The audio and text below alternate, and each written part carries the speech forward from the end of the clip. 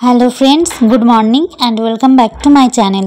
কেমন আছো তোমরা সবাই? আশা করছি ভালো আছো, আমিও ভালো আছি। আমি অনিশা তোমাদেরকে সঙ্গে নিয়ে আজকের ব্লগটা শুরু করছি। আই হোপ তোমাদের একটু হলেও ভালো লাগবে। অনেক দিন পরই ব্লগটা পোস্ট করছি, তো কিছু মনে করো না, আমি প্রতিদিন ব্লগ দিতে পারছি না, চেষ্টা করব প্রতিদিন দেওয়ার। তবে কিছু না কিছু সমস্যার জন্য আর ব্লগগুলো দেওয়া হয়ে ওঠে না আর কি।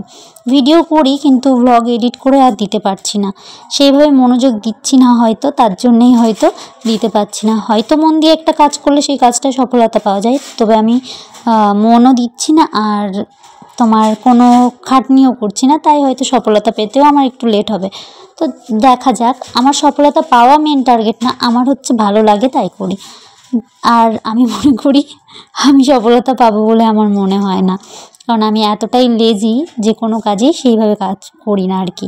তো যাই হোক, তারপর এই যে কিছু মনের কথা বলে দিলাম তোমাদের সঙ্গে, বলে নিয়ে তার ভিতর কাজও সেরে নিলাম। ঘুম থেকে উঠে জানলাটা খুলে জামা কাপড় ছিল কালকের ভিজে জামা কাপড়, সেগুলো আর কি মেলে দিলাম। জামা কাপড়গুলো ভিজে ছিল বলে আর গিয়ে মেলে দিলাম, আর আজকে আর জামা কাপড় কাচবো না। তো তারপর ওই ছেলের জলটাও দিয়ে দিলাম রোদ্রে দিয়ে এই যে ছেলের জন্য একটা শিং মাছ বলে অনেকে, আবার আমরা বলি জিওল মাছ, তো এখানে শুনি শিং মাছ বলে আমার শ্বশুরবাড়ির এলাকায়। তো যাই হোক, এই মাছ শিং হোক বা জিওল যাই হোক, একটা মাছ কাটবো আমি এখান থেকে। তিনটে মাছ আছে এর ভিতরে, তো একটা মাছ আমি কাটবো।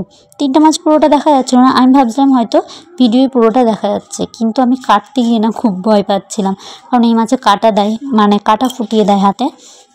তো তার জন্য যে আগেই লবণ নিয়ে এসেছি, লবণের ভিতর দেবো। তো লবণের ভিতর দেওয়ার পর না প্রচণ্ড ছটপট করছিল, সেটা দেখে খুব মায়াও লাগছিল, ভয়ও করছিল, ভাত দিয়ে ধরবো কিনা সেটা ভয় পাচ্ছিলাম, কারণ ধরতে গেলেই কাটা দেবে হাতে, আর ওর যে এখানে কতটা কষ্ট হচ্ছিল সেটা অনুভব করতে পারছিলাম। আর আমরা কত নিরীহ প্রাণী কেটে কেটে খাই, তাই না? এগুলো ভাবতে গেলে একদিক দিয়ে খুব কষ্টও লাগে। ভাবি যে আমরা ছোটবেলা থেকে যদি নিরামিষ হতাম, মানে ভেজিটেরিয়ান হতাম, তাহলে হয়তো এগুলোর উপর একটা ঘেন্না বা কিছু আসতো। যেরকম আমি অনেক রকম মাছ খাই না, মাছগুলো দেখলে পরে গায়ের ভিতর কেমন লাগে। তো সেরকমই একটা ব্যাপার যে আমরা যদি এগুলো না খেতাম তাহলে হয়তো আমরা এগুলো পছন্দই করতাম না। কিন্তু একটা ছোটবেলা থেকে অভ্যাস হয়ে গেছে খেতে, খেতে এখন আর সেরকম হয় না। মনে হয় না। তবে যখন এরকম দেখি না যে নিজে যখন এই মাছটাকে কাটছিলাম, কাটার থেকে বেশি কষ্ট লাগছিল যখন ও ছটফট করছিল। সেইসব জিনিসগুলো ভাবলে খুব খারাপ লাগে যে যারা বৈষ্ণব, অনেক বৈষ্ণব আছে, আমারও অনেকের সঙ্গে পরিচয় আছে যারা এগুলো একদমই খায় না, এগুলো পছন্দও করে না। তো তাদেরকে ভাবি তারাই অনেকটা ভালো। তারা পাপও করে না। তারা বলে নাকি এগুলো পাপ। আমার একজনের সঙ্গে কথা হয়েছিল, কীর্তনিয়া সে। তো সে আমাকে বলছিল এগুলো নাকি পাপ আ খাওয়া। আমরা ছোটবেলা থেকেই আমরা মানে ভেজিটেরিয়ান, মাছ, মাংস বা কোনো কিছুই আমরা খাই না। পুরো নিরামিষ আরকি। তো সেরকম হলে হয়তো ভালোই হতো আমার পক্ষে, আমার এখন মনে হয়। তো তারপরে এখানে দেখো আ বাবানের জন্য একটা গাজর সিদ্ধ দিয়ে দিলাম। বাবানকে সকালবেলা ভাত খাওয়াবো, ভাতটাও বসিয়ে দিয়েছি। তাড়াতাড়ি করে ভাত বসিয়ে দিয়ে গাজরটা সিদ্ধ দিয়ে দিলাম। একটা গাজর সিদ্ধ দিয়ে ভাত খাওয়াবো। ও তারপরে একটুখানি ও আলু ভাজাটা ভালোবাসে। আগের দিন রাত্রে আলু ভাজা আর রুটি করেছিলাম সেটা নিয়ে মানে খুব ভালো খেয়েছিল আরকি মোটামুটি। ভালোই আলু ভাজাটা ঘুরছিল ফিরছিল, এসে চাইছিল, আমি খাইয়ে দিচ্ছিলাম, খাচ্ছিল। তো তাই ভেবে সকালবেলা ভাবলাম একটু মোটা, মোটা করে আলু কেটে ফ্রেঞ্চ ফ্রাই টাইপের করি।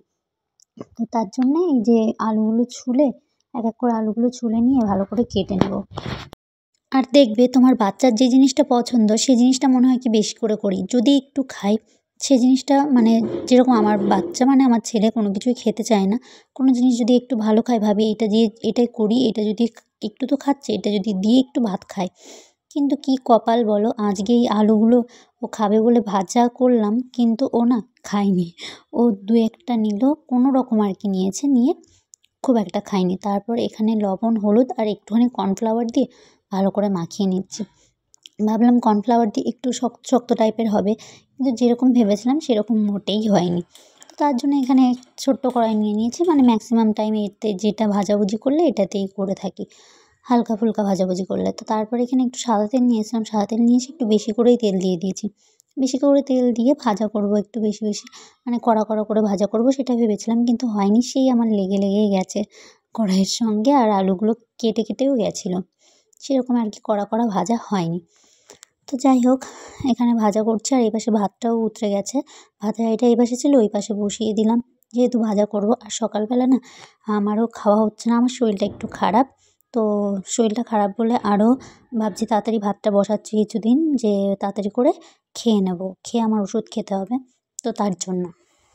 আর এটা শরীরটা খারাপ হয়েছে আমারও আর একটা কারণে, কপাটি পরানোর জন্যে। তো কপাটি নিয়ে আমি একটা ভিডিও বানাবো ভাবছি, যে বাচ্চা ডেলিভারি হওয়ার পর যেটা আমাদের মেয়েদের এখন কপাটি পরিয়ে দেয়, সেটা নিয়েই আমি একটা ভিডিও করব। তো সেটার ডিটেলস কতটা ভালো কতটা খারাপ সেটাই আর কি সবাইকে জানাবো, যে কপাটি পরলে কী সমস্যা হতে পারে বা কী সুবিধা হতে পারে। যাই হোক, তারপরে এই যে ভাজা টাজা হয়ে গেছে, দোকান থেকে একটা সসও নিয়ে এসেছি। সস নিয়ে এসে ছোটো আর কি কিষান সস যে 2 টাকা দামের, সেগুলো নিয়ে এসে প্লেটের ভেতর দিয়ে আমি ওকে বলছি একটুখানি খাও। তো ও খাচ্ছিল তো নাই, ফেলে দিচ্ছিলো, তারপরে একটা দুটো করে হাতে নিয়ে খাচ্ছিলো। আর এখানে ওই যে গাজর দিয়ে ভাতটা মাখিয়েছি, আর একটু আলু ভাজাও দিয়েছি এর ভেতরে খাওয়ানোর জন্যে।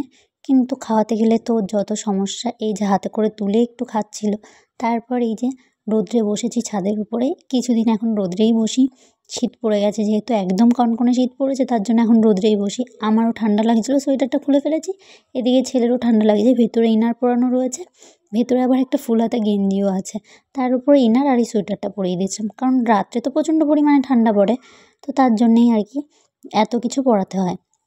আর যেহেতু বাচ্চা সাবধানে রাখতে হবে আমাকে সবসময়, অনেকটা সাবধানে রাখছি ঠান্ডার ভয়ে, আরও ঠান্ডা যাতে না লাগে, কারণ শীতকালে এই মরশুমে যদি ঠান্ডা লাগে, ঠান্ডাটা ওর সারতে চায় না।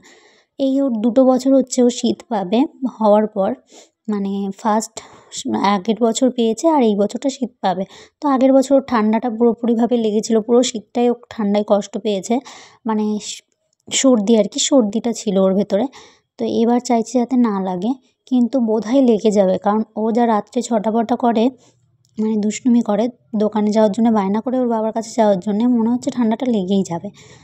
যতটা পারছি সাবধানে রাখার চেষ্টা করছি।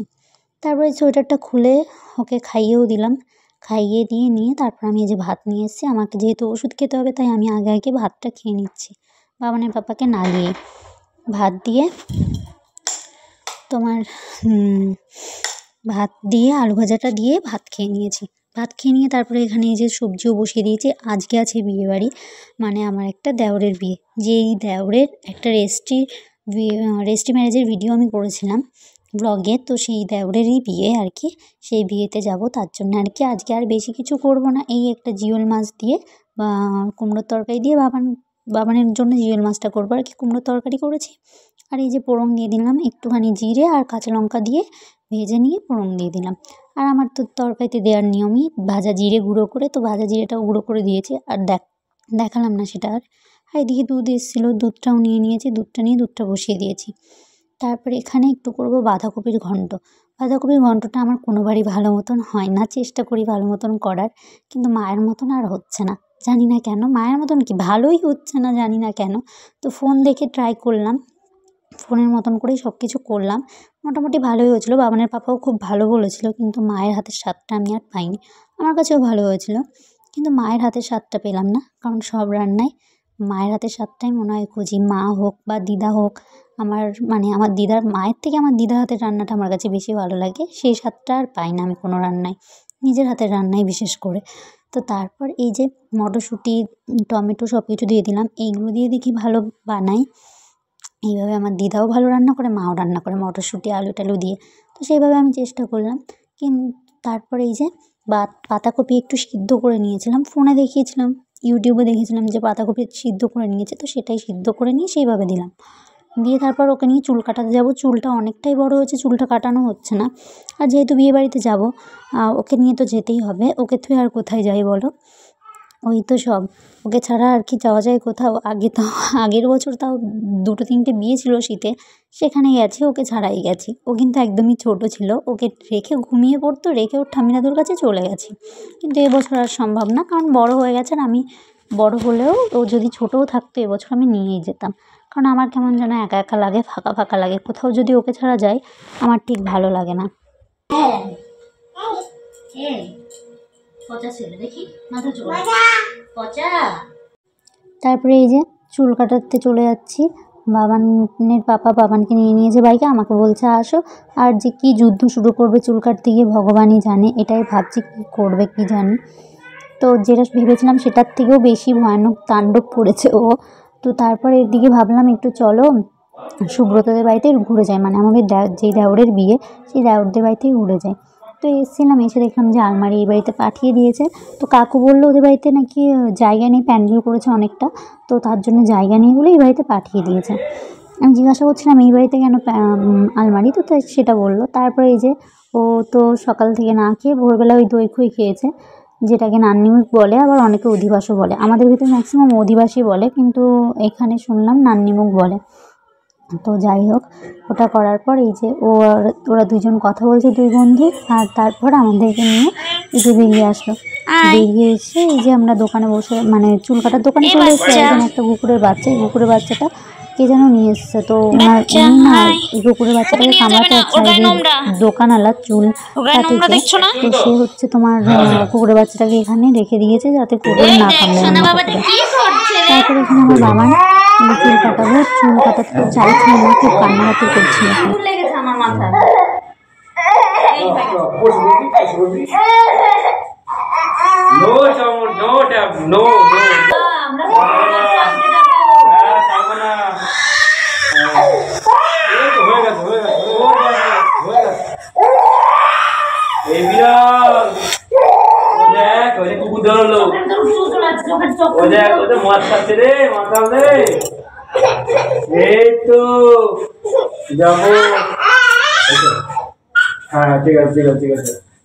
ছেলেটা খুবই টায়ার্ড হয়ে পড়েছিল, খুব কান্নাকাটি করছিল। তো বাবানের পাপা এসে ওকে ধরে রেখেছিল, তারপরেও চুলটা কাটতে দিচ্ছিল না। তারপর বাবানের পাপাও চুল কাটছে, বললাম তুমিও চুলটা কেটে নাও। ওর চুল অনেক বড় হয়েছিল, তো দুই বাপ বেটা একসঙ্গে চুলটা কাটছে আর কি।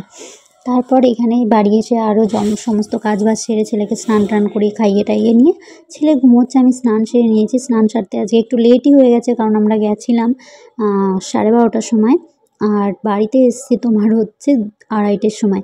তো 2:30টার সময় বাড়িতে এসে, তার মানে বুঝতেই পারছো কতটা লেট হয়েছে, শীতের বেলা অনেকটা লেট হয়ে গেছে। কাজবাজ সেরে, কাজ মোটামুটি ছেড়ে রেখে গেছিলাম, মানে ছেলের কাজগুলো, ছেলেকে স্নান করানো খাওয়ানো সমস্ত কিছু সেরে, তারপর বাসন ছিল কিছু, ওকে খাওয়ানোর বাসন টাসন ছিল, ওইগুলো করে নিয়ে ঘর-টর ঝাড় দিয়ে নিয়ে তারপরে একবারে স্নান করে আসলাম। যেহেতু মাথা ঘষতে হয়েছে আজকে, আরও বেশি লেট হয়েছে।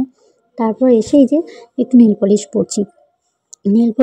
আর এইদিকে নেহা, মানে বাবানের একটা দিদি, আমার ভাসুরের সামনের বাড়ির ভাসুরের মেয়ে, ও এসছে। ও এসে বলছে কী কালারের নেল পলিশ পরছো। যা হোক, আমরা কথাবার্তা বলছিলাম, তো ও একটু বললো, আমি ওকে বললাম পর তুই যদি পড়িস। তো ও পড়লো, পরে বলছে এই কালারটা খুব সুন্দর লাগছে, এই পার্পেল কালারটা সত্যি খুব সুন্দর কালার, এই দুটো নেল পলিশই খুব সুন্দর একটা কালার। তো আমার পায়ে নেল পলিশ ছিল, যেরকম ছিল সেরকমভাবেই আর কি পরে নিলাম আবার দুবার করে। আর এই পায়েও বললাম। তারপর দুজনে মিলে নেল পলিশ পরে নিয়ে, আর নেল পলিশ পরছিলাম আর অনেক গল্প করছিলাম। মানে দুটো মেয়ে যদি এক জায়গায় থাকে তাহলে তো বুঝতেই পারছো কত গল্পই হয়। আর যেহেতু ওর বয়সটা অনেকটাই কম, ও পরে হচ্ছে 6-এ, ও অনেক কিছুই বলছিল, সেইগুলো আমিও বলছিলাম। সেই মতন আমি ওর সঙ্গে কথা বলছিলাম, অনেক কিছু বলছিল। আর ওরা আমাদের বাড়িতে আসেই মাঝে মধ্যে। তো আমি ওইখানে নখ দেখাচ্ছি আর বলছি কী কালার পরা যায় বলতো। তো আমি বললাম এই পার্পেল কালারটাই পরি। আর নখে আগে পার্পেল কালারটাই ছিল, কিন্তু পার্পেল কালারটা ডিসকালার হয়ে গেছিলো, তাই ভাবছি এই পার্পেল কালারটাই পরবো আবার। কারণ এখন নতুন নেল পলিশ বলতে এই দুটোই আছে, তো তার জন্য এই পার্পেল কালারটাই পরলাম। আর বেশিরভাগ ম্যাক্সিমাম আমি ব্ল্যাক কালার পরি, কিন্তু ব্ল্যাক কালারটা আর কি রেখে এসেছি ওই বাড়িতে, আমার বাপের বাড়িতে রেখে এসেছি। বাতকুল্লায় গেছিলাম, এর মধ্যে বাতকুল্লাতে রেখে চলে এসেছি। তো তার জন্যে আর ব্ল্যাক কালারটা পরা হলো না, নাহলে ব্ল্যাক কালারটা থাকলে ব্ল্যাক কালারই পরতাম। ব্ল্যাক কালার আমি একদমই মিস করতাম না, কারণ ব্ল্যাক কালারটা আমার খুব ভালো লাগে। নেল পলিশ হিসাবে আমার ব্ল্যাক কালারটা খুবই পছন্দের। তারপরে এই যা বলা তাই, সেই কাজ এই পার্পেল কালারটাই আঙুলে পরে নিচ্ছি, নখে মানে বাঁ হাতের নখগুলোতে পরছি। আর নখগুলো তো আর বিয়ের আগে যেরকম সুন্দর সুন্দর নখ ছিল সেরকম আর সুন্দর নেই, তবে মোটামুটি এখন হয়েছে একটু। ছেলে হওয়ার পর, মানে ছেলে হওয়ার আগে কেটেই ফেলেছিলাম, কাটতে বলেছিল পেটে, মানে আমি যখন প্রেগনেন্ট ছিলাম তখনই কাটতে বলেছিল সবাই, তো কেটে ফেলেছিলাম। তারপর থেকে নখ তো আর বানাতেই পারি না, এবার মোটামুটি একটু হয়েছে। তো জানি না যাবে কি না, বেশি দিন কাজবাজ করতে গেলে না এই জলে ভিজে ভেঙে যায়। ভিজে ভাঙার থেকে আমার বেশি ভাঙে হচ্ছে ঘায়ে লেগে, মানে ধরো আমি ম্যাক্সিমাম ভাঙে আমার হচ্ছে মিড কেসের দরজাটা খুলতে গিয়ে হট করে নখে একটা ঘষা লাগে, নখে ঘষা লাগলেই মানে টাক লাগে বলতে পারো, লেগে এই নখটা ফেটে যায়। ফেটে গেলে পরে আমার আর ভালো লাগে না, এই নখটা কেটে ফেলি। তারপরে এই সন্ধ্যাবেলায় দোকানে বসলাম একটুখানি। বাবানের পাপা বললো দোকানে বসো, ও একটু বাজারে গেছে, আমার জন্য একটু ফুল আনতে বলেছিলাম খোপায় দেবো বলে, তো তার জন্য বাজারে গেছে। আমি এসে একটু দোকানে বসলাম, আর চুলটাও শুকায়নি, তার জন্য চুলটা একটু ভালো করে শুকানোর জন্য হাতড়ে নিচ্ছিলাম। তো দোকানে এরকম করতে করতে একজন চলেও এসছে দোকানে এসে সে বলছে জল নেবে, তো সে জল নিচ্ছিল। আর আমাদের এই জলের ট্যাঙ্কিটা নতুন লাগিয়েছে দোকানের ব্যবসার জন্য, জলের ব্যবসার জন্য, তো সে জল নিচ্ছে। আমি তাকে বলে দিচ্ছিলাম এইভাবে নাও, যেহেতু নতুন লাগিয়েছে অনেকেই জানে না, তো তাকে বলছিলাম যে এইভাবে নাও। তো উনি নিচ্ছিল, এটাও একটা কাকা শ্বশুর হয়, উনি জল নিচ্ছিল। তো তারপরে এখানে জল নেওয়া হয়ে গেলে বাবানের পাপাও চলে এসেছিলো। তারপর আমি ঘরে চলে এসেছি, ঘরে এসে আমি এই যে রেডি হচ্ছি। আমি পুরো রেডি হওয়ার লুকটা তোমাদের দেখাতে পারিনি, তবে আমি এখানে রেডি হচ্ছিলাম। যেহেতু ঠান্ডা লাগছিলো, আমার ইচ্ছা করছিল না যেতে, কিন্তু যেহেতু মানে যেতে হবে, আমি বলেছিলাম সুব্রতকেও বলেছি আমি যাবো না, কিন্তু বাবানের পাপা বলছে এখান থেকে এইটুকুনি চলো না। তারপরে সুব্রতর বাবা মানে কাকু আমাকে বললো যে বৌমা আসবা, কারণ আমাদের বাড়িতে দুধ দিতে এসেছিলো উনি, তো উনি এসে বলছিলো এখান থেকে এইটুকুনি তো, বেশি বেলা হবে না, আর বেশি রাত না তো, 7:30 মানে 7:30টায় লগ্ন ছিল যেহেতু। তারপরে গিয়ে দেখি এখানে তো বিয়েতে বসে পড়েছে, এখনও কিন্তু সিঁদুরদান হয়নি। আমরা এর মধ্যে ঘরে গেছি, মানে ঘরে বলতে উপরে গেছিলাম, টিফিন দিয়েছিল আমাদের, ওপরে টিফিন খাওয়ার জন্য গেছিলাম। টিফিনে খেয়ে আস্তে আস্তে এর মধ্যে দেখি বিয়ে কমপ্লিট। জানি না এত তাড়াতাড়ি কী করে বিয়েটা কমপ্লিট হলো, আমি তো কিছুই বুঝতে পারলাম না। উলু বা শাঁখের ধ্বনিও আমি বুঝতে পারিনি, জানি না মাইক বাজছিলো বলে হয়তো যায়নি কানে, কারণ বাজবে তো অবশ্যই, বিয়ে হচ্ছে যেহেতু। উলু আর শাঁখের ধ্বনি যখন সিঁদুরদান করবে, এটা তো হয়, তো সেটা আমি আর দেখতে পারিনি। তারপরে এখানে এই যে বিয়ে হতে হতে এখানে আমার লাট সাহেব মানে আমার বাবানের পাপা আর বাবান এখানে দেখো, এখানে এসে ওর কাজের ফোন, এই কাজের ফোনের জন্য আমার প্রচণ্ড বিরক্তকর, যে কোথাও ঘুরতে গিয়েও আর আমার শান্তি নেই। তো তারপর আমরা টিফিন খাচ্ছিলাম, কিন্তু টিফিনের ওখানে লাইটটা একটু কম ছিল বলে আমি টিফিনের ভিডিওটাও করতে পারিনি। আমি অনেক কিছুরই ভিডিও করতে পারিনি, খাওয়ার ভিডিওটাও করতে পারিনি, অনেক কিছুই খেতে দিয়েছিল কিন্তু করতে পারিনি। বাড়িতে তৈরি মিষ্টি ছিল, সুব্রত যেহেতু ওদের দুধের ব্যবসা। তো তারপর যাই হোক, বিয়েটা কমপ্লিট হয়ে যাওয়ার পর এখানে লাস্টে আমার নিজের লুকটা তোমাদের দেখায়নি, তাই এখানে একটা রিলস দিয়ে দিলাম। এই যে বর সঙ্গে রিলস করেছিলাম। তো ভালো লাগলে ভিডিওটা লাইক কমেন্ট শেয়ার করে এবং আমার চ্যানেলটা সাবস্ক্রাইব করে দিও। Thank you.